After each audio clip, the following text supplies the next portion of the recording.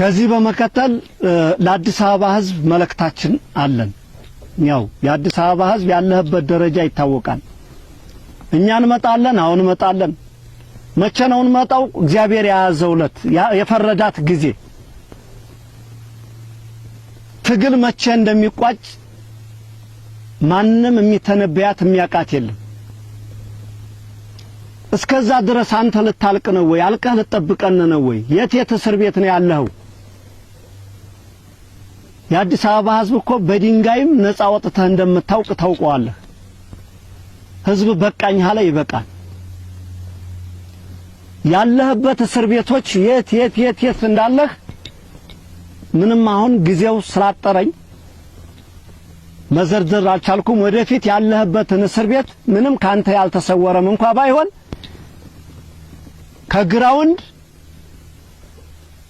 እስከ እንትን እስር ቤቶች ያሉትን ተንትነን እንነግርሃለን። ገብተህ ታስረህ ልታልቅ ነው። ስለዚህ እየታገልክ መሞት አለብህ። አብይ አህመድ ኮሊደር እያለ ቤትህን የነቀለብህ 100 ዓመት 80 ዓመት 70 ዓመት የኖርክበትን ቤትህን እየነቀለብህ የጠፋህ ራስህን ያጠፋህ አማራ አለ።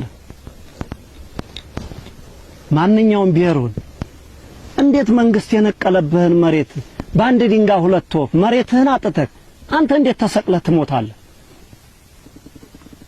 10 ብልጽግና ገለህ መሞት እኮ ለውጥ ያመጣን እኮ።